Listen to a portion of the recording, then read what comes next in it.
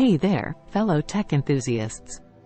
Welcome back to another exciting episode of Code with Technical Earth, the channel that brings you the best programming tutorials. I'm your host, Vishal Arora, and today we have an incredible topic in store for you. We're diving deep into the world of user authentication and authorization. Introduction to user authentication and authorization. Now, before we begin, let's make sure we're all on the same page. User authentication and authorization are two fundamental concepts when it comes to building secure and robust applications. They ensure that the right users have the right access to the right resources at the right time. Sounds complicated, doesn't it? Well, fear not. We're going to break it down into easy-to-understand pieces, step by step. Animation of login form. First, let's start with the basics, user authentication. Imagine you have a website or application that requires users to sign up or log in. How do we verify if they are who they claim to be? That's where authentication comes in. It's like having a bouncer at the entrance of an exclusive club, checking your ID to make sure you're a member. One of the most common ways to authenticate users is by using passwords. But wait. Storing passwords as plain text would be a massive security risk. Instead, we use a technique called password hashing. It's like turning your password into an encrypted secret code that only you know how to decipher. This way, even if the passwords are compromised, they can't be easily reversed. Now that we know how to authenticate users, let's talk about authorization. Once a user is authenticated, how do we determine what actions they're allowed to perform? Think of it as the permissions granted to different members of our exclusive club. Not everyone has the same level of access. Animation of access control.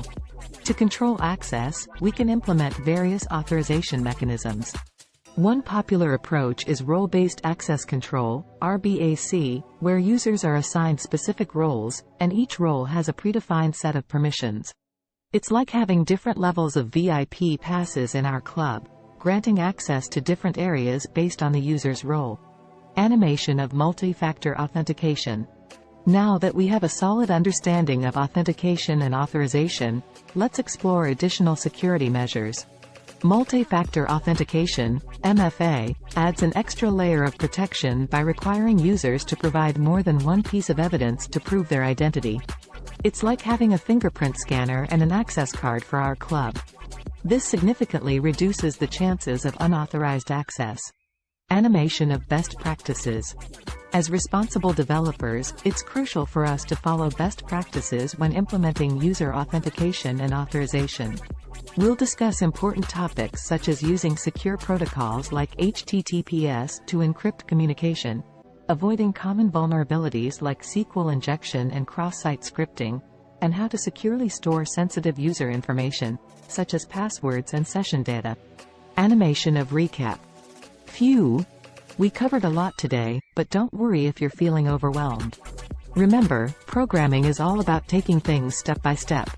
With practice and patience, you'll become a pro in no time. In the next episode, we'll dive into practical examples and code demonstrations to solidify our understanding. That's all for today, folks.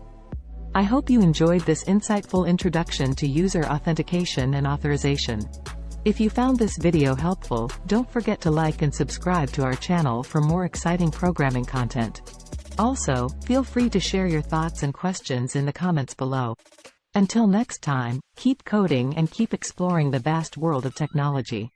This is Vishal Arora from Code with Technical Earth, signing off. Happy